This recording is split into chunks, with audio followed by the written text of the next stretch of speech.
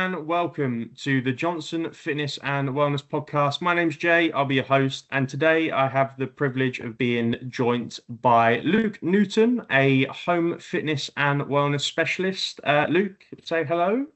Hello, and thanks for having me. You're more than welcome. Thanks for coming on. Now that the boring intros are out of the way, let's get into the nitty gritty. So we're here to discuss the home fitness and wellness world, what it's like to come out of a commercial space into your own home, into your own garden, whatever it is you like to do in your own space when it comes to the gym and the wellness space. So could you start by telling us a bit about who you are, what you do, your background in that world? Yeah, so I trained as a PT back in 2014, and initially for the first year or so, I was training clients literally just outdoors with suspension fitness straps and a couple of kettlebells, nothing else. Most of my clients at the time, they weren't gym members and they had no intention of joining a commercial gym. So after about a year, I started my own. So we rented a industrial warehouse, a bit bigger than planned, and we started a small little boutique studio, which was just catering for one-to-one personal training and small group classes. And then I did that pretty successfully for 6-7 years, and then transitioned into home gym design as well. Amazing. So funny, so that kind of leads me on to my next point. So you said you started in 2014. You did that for 6 or 7 years. And then you went on to the home design. And so what made you do that? What made you go from the PT world? And I'm sure you were successful in that, doing it for 6 or 7 years. What made you then shift from that world that you was comfortable into then designing home gyms for people? Yeah, so the business, we had a little bit of difficulty, let's say, whereby a relocation didn't quite go to plan, didn't work out.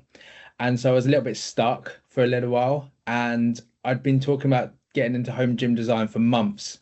One of my close friends was building luxurious homes, and he would tell me stories about how people would put cable machines into like the eighth bedroom, and then they wouldn't be able to actually use the cable machine because they didn't have a space. And so reverse engineering the spaces was something I was really interested and intrigued about. And yeah, that difficult moment led to the moment, okay, this is it now. I need to do something. And so I managed to get some partnership agreements with some of the leading equipment suppliers. And then just absolutely bizarrely got introduced to my first client via an interior designer. So it was just basically all go from there. And yeah, it got me through a tricky patch for 6 months, let's say. Nice. So how have you seen the home fitness gym evolve, let's say in the last like 5 years or so? How have you seen it gone, let's say post and pre-COVID? So pre-COVID, post-COVID, how have you seen that world evolve? Yeah, so I think COVID obviously really started the trend, but what's interesting, we haven't seen it fade. I think it's Yeah. evolving into more of a lifestyle piece. I think people want convenience, but they also want a hybrid approach. So yes, they might have their home gym, but it doesn't actually mean that they won't go to a gym or they won't go to, say, a run club or a yoga studio for a more specialist service and experience. I think that home gyms are becoming more genuine wellness spaces. People are definitely investing more. Let's say properly. It's not just some dumbbells from Argos over in the corner in a third bedroom. Yeah. I think that smart tech has changed people's approach as well, whether that's platforms or having apps and just guided one-to-one personalized PT sessions digitally, remotely. And yeah, like even with garage setups, they're becoming a little bit more refined. And people think about the lighting and flooring, and it's not just let's put a rack in a gym. There's smarter solutions out there. Okay, so you've brought my next point up nicely. So when it comes to designing, like you say, a garage space, or what does that mean to you? So when someone says to you, I need a home gym designed, I don't know where I want to do it, I've got a spare room or I've got a single car garage, what's going to work best for me? What does that mean to you? Yeah, I think the first question that I want to know is who are the end users going to be? Hmm. Um, and sometimes that's not always evident straight away. You'll be approached by somebody, and actually their wife and their children are also going to use the space. So that changes the game. The second question I really need to understand is, do you want a home gym designed, or are you just looking for equipment? Because they're two separate conversations. Yeah, for sure. I don't typically get involved with garage gym installations, but I'm more than happy to give people advice and point people towards solutions, foldable racks, and just making sure the space is still versatile despite obvious space constraints. Nice. So you approach it in more of a like a functional training area within the home, as well as kind of like a part of the lifestyle that they is that correct in saying? Yeah, I think that exquisite design doesn't really compromise between function Yeah, and design aesthetic. Obviously, there'll be cost implications to that, of course. but we need the space to work functionally for everybody that's going to use it. But it also should be an extension to the character and personality of a home. It doesn't need to look like a gym. It doesn't need to look like a commercial gym. No. It's your home. So asking why at every stage is vital to that. And yeah, just going back to like my first client was a professional footballer. His wife was also going to be using the space. She told me she wanted a Smith machine. And so a lot of people at that point would order a Smith machine. She wanted the Smith machine because she felt more comfortable squatting using a Smith machine. Yeah. As a PT, I wanted to get her away from that thinking, because a typical squat won't be linear. No, of course. So actually giving her the confidence that she could use a PT in a space and learn to squat properly changed the whole conversation piece. And then obviously they wanted to do pull-ups. We need to take the roof out. We need to take the ceiling out. Sorry, not the roof. We need to take the ceiling out. So there's all those kind of considerations. So definitely functionality is important, but then how can we make this space an extension to the home as well? Mm-hmm. So how do you find understanding the client's fitness kind of habits or their personal influence on the design? So how do you kind of combat that with designing it how you think is obviously going to be effective for them in their space? Yeah, it's thinking like a PT really. So it's okay, this is where you're at right now, but a PT should always be thinking 3, 6, 12 months ahead. So where am I going to be getting you? And therefore the space is going to need to evolve and change. So that's not just in terms of the weights available or the height of the steps available. It's more in terms of the programming, in terms of making sure that spaces are versatile. So like, having strength resistance training, but also cables, for example, in one solution will be an obvious pick for me. Amazing. So with talking about space, for people that are short on space, what are the kind of solutions that you come up with so that they can still have something that will be multi-purpose and they'll be able to achieve their fitness goals within that space? Yeah, so we could look at slim beam cable machines, or folding racks as opposed to big squat racks. Folding reformer Pilates machines are now available, and that would ensure the space is still versatile because everything can literally be folded away. One day you might be doing yoga and Pilates in a small bedroom. The second you're doing a strength-based session. So yeah, making sure it's versatile, and then clever use of lighting, mirrors. Coming on to my next question. Sorry. You're doing it for me. This is great. How important is zoning? So with the lighting and obviously having the correct lighting and ventilation and stuff like that, that kind of goes hand in hand with how important zoning is. How important is it to have a cardio space, a strength space, like you said, a Pilates space, whatever? Or do you find it more important to just kind of mix it all in one and let your client have just the room to do as they please? This is how you do it. Yeah, I think it's dangerous to just go and buy a 30 mil rubber floor and put it down and that be your space. It's going to probably look quite ugly, and it's going to probably look like a commercial gym. So I think utilizing the correct flooring where it's needed, of course. And that might mean a weights platform, Hmm. as opposed to a big rubber area. Um, but definitely in terms of lighting, in terms of natural light, if we can, um, it's just giving that functionality to the space as well, and making sure you protect your space and that it feels right doing something in that space. So if you Yeah, of want to course. do a stretch session or a Pilates session or a yoga session, you actually can be influenced by the environment to get into the right mindset. It's difficult for clients because ultimately a lot of these spaces are still in their home. So for you, when you're designing these spaces, are you designing it with that in mind that I need to try and help the client differentiate the fact that they're going to the gym, that other than the fact that their kitchen is below them? How do you do that? How do you navigate that? Yeah, I think asking the question, how do they want a space to make them feel, Hmm. is important one. A lot of times people go to the gym for escapism. Sure. And so making sure there's no distractions in the space is going to be important as well. Um, and yeah, that's the main one really, is making sure people still have that discipline, I guess, when they get into that space. I think the environment that they can create, offers them the motivation as well that people often need. I always say don't rely merely on motivation because it's emotive and it fluctuates, right? Yeah. But if you've got commitment, discipline, accountability, they're far better tools.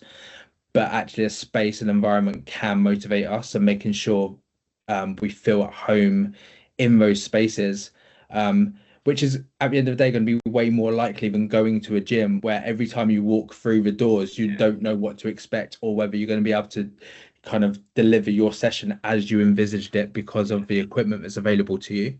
I mean, we all do it. When we all go to our normal commercial gyms, we walk in there and go, right, I'm doing my chest. The first thing I want to do is my warm up, and then suddenly someone's already on that machine, and you're like, oh no, it's that's completely thrown me off my workout. At least with the home workout, you haven't got to worry about that. You haven't got to think about that. You know that your routine that you want to go in there and do, you can do. So that's yeah, that's really well said.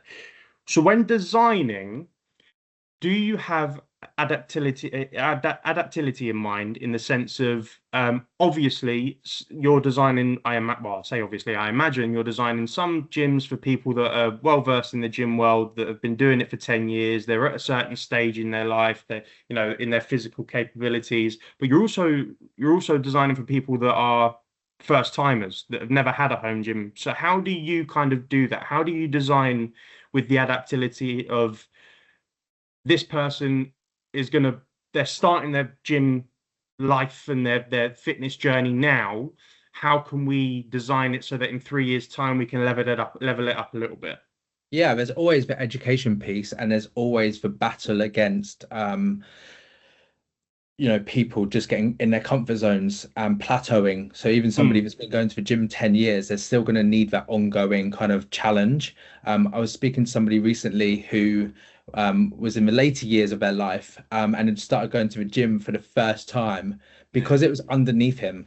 So he Yeah, there was you in go. an independent living facility, had a gym, felt like it was in his house, so he started going, and it was an education piece. He didn't want a PT. What he wanted was education. He wanted Yeah. 3 sessions. This is what's gonna challenge me to a degree, but this is what's gonna help him with his, longevity and his quality of life. And he was insanely committed and disciplined. So yeah, once he had that in place, he was going to the gym 3, 4 times a week. Yeah, it's Um, amazing, and it is amazing with that. It is so important that I mean, when I started going to the gym as a young teenager, you go in there and it's a scary world. You automatically think people are looking at you. You automatically think people are, you know what I mean?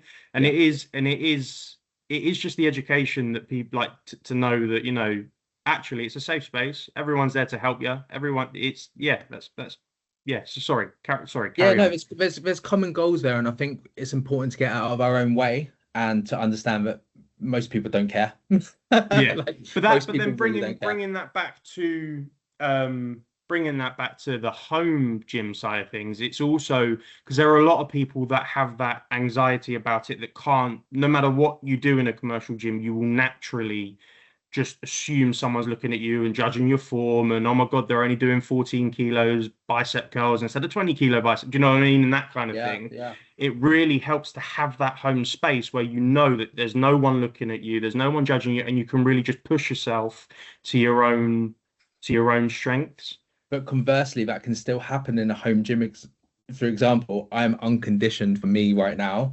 So if I go and try and do some bench press, I'm not going to be lifting 80, 85 kilos. Of course not. I'm going to be lucky to be lifting 50. And so what I need to do is coach Hey, don't myself to what's like wrong with 50? What's wrong with guys that can do 50? it's that male pride of where I used to be, and it's Yeah, like just accepting I'm not there right now, and that's yeah. fine. But equally, if you're in a commercial gym environment, it's they don't know what you're doing. You No, might of be on course a not. deload week or kind of just taking it easy because you're getting back from injury, and it's 100%. just getting over that the mindset of what actually matters. What really matters is that you're there, that you've turned up for yourself, and that you're moving your body 100%. wherever you are. 100%. So, when it comes to styles, so when you're designing a home gym, what do you find is trending? Is it industrial type? Is it tech driven? What is it you find that's trending? I think that that blend of form and function is exactly what is trending at the moment.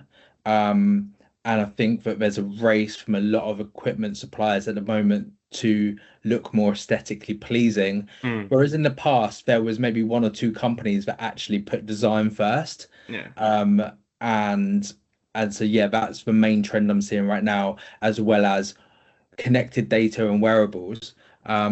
But I think that we've got to be careful because a lot of people are living by the data.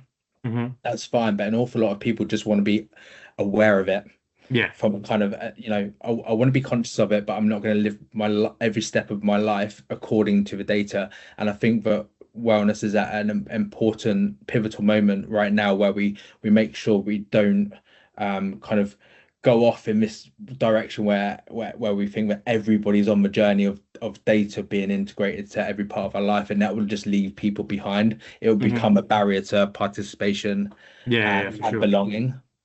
Amazing. So so with that, how do you then use materials? You use lighting, you use textures and all that kind of stuff to influence the calmness and the motivation within that space. Yes. What is it you do to you to kind of help that? So again, if you're onboarding a PT client, one of your first questions is when are you going to be training? Yeah. So, the lighting in the daytime in the morning is going to be different from the evening and the style of training they want. For example, if they're going to be doing yoga in the evening, having a warm, dimmable light is going to be very beneficial. Hmm. If they're training early in the morning, can we utilize natural light to assist with waking up and the circadian rhythm and things like that. I think for me, textured wallpaper, acoustic paneling. My bugbear is spotlights. Okay, So interesting. spotlights just give nothing aesthetically. From an Right. architectural and in design point of view, they just give nothing. So what's your And solution to that then? hidden lighting, Nice. lamps, because you don't Nice. expect to see lamps in a gym, right? Fine. But you Yeah, expect to see absolutely. lamps You in a don't. home Yeah. gym in a home. But yeah, like just solutions that mean that if you're sitting there doing your crunches or your bench press, you're not staring up at a spotlight, staring back down at you. The temperature of the lighting isn't going to impact you negatively as well. So I think just again goes back to asking why to everything. Amazing. Well, I mean, you've said that a lot this podcast, but it's true. I mean, it is for everything you do in life, whether it's fitness or not fitness, and it is why. It is about the why. So yeah, it's Yeah. 100%. And So it doesn't depend on your budget. Sure, you can have more solutions available to you if you've got a big budget, but even if you're just working with a spare bedroom or a garage, you can still ask why at every yeah, juncture. absolutely, 100%. 100%. So, are there any design features that clients are like consistently asking for at the moment? Um, I think one of the limitations always is space. Hmm. Very few people have unlimited space. Of So course. I think a lot of people are wanting to pair, say, their core or maybe like yoga and Pilates with cardio. Hmm. So like how can they do that in a small confine? How can they where's the journey between the recovery? Maybe it's sauna or cold plunge and the gym, and how can we integrate that into one space so that it works? Yeah. That's another question that we're getting asked quite a bit. Amazing. So with that, I suppose final couple of questions, because I think this has been actually really useful and there's definitely some things to learn from this conversation for sure. Where do you see home fitness and wellness design heading in the next, let's say, 5 years? Good question. I've been waiting for that one. I've been waiting for you to say good question. We've got there in the end. If someone doesn't say good question to you once, then just don't publish the podcast. Yeah, I've got it. Right at the end, I've got it. Um, I, I just think that there's still huge space for world-class content. So obviously we're seeing a rise. I mean, there's Reformer Pilates studios on every corner right now. Yeah. At some point that's saturated. At some point there's a negative impact on that industry, but people will probably still want and need or feel like they need to do Reformer Pilates. Who's going to own the content for it? Is it going to be Yeah. Apple? Is it going to be an equipment supplier? Is it going to be coaches? Celebrity workouts, and who's going to own that space? And same with yoga as well. I don't always want to go to a yoga studio. I want the convenience of it. So where am I getting that from? So yeah, I just think content will continue to be king over the next 5 years. Amazing. So with that, within the next 5 years, do you think the line between wellness and home fitness will continue to mesh and blend together? 100%. Yeah, definitely. I've been saying for years and years and years, feels like decades, like wellness isn't just about physical and mental well-being. Actually, there's social well-being, emotional well-being, spiritual well-being, which turns a lot of people off until they understand what it means, and also environmental well-being, which is the bit where this home gym conversation is really important. Mm-hmm. I think that if we go into a gym space, any space, we have a subliminal reaction to that space, which is either positive or negative. And we're not always in control of that. When we go into our own spaces, our own curated design spaces, we're 100% in control of that. Yeah. And I think that's where the appeal for home gyms lies. Amazing. Right. Final question. So it's a bit of a fun one. Make it a brain. Might make your brain tick a little. If budget and space was no issue, what would your dream home gym look like? So I've just won Euro Millions and we're going for it. You've just won the Euro Millions. You've moved out to, I don't know, the south of France. You've retired out in the south of France. Life's great. You've brought your dream car. You've got the yacht, but you've got all the space and all the money in the world for a home gym. What would it look like? Yeah, I would definitely have 2 parts, maybe 3 parts to that. I just think it helps. So I'd have the strength zone. I would have a beautiful strength rack with a nice clean platform and cable machines and everything within a very small footprint. I love circuit training. So I love doing 40 seconds of an exercise, 15, 20 seconds off, and then get into the next exercise. So just literally zero faff with my strength. But then I want to go past the partition wall into a complete serene, small studio with a kind of image wall, maybe a water feature that leads onto a spa with the sauna, with the cold plunge, which I will never use. It's there for the aesthetic. It's not there for the usage. Yeah, maybe once a year when I'm feeling really brave. And then yeah, just indoor outdoor space as well, and making sure there's great ventilation. But yeah, good question. Again, there's 2. There we go. We got 2. If we can get 2 every podcast, I'm happy. Amazing. Well, Luke, thank you so much for your time. Tell the people where they can find you. Yeah, I'm on Instagram, Luke_sweats.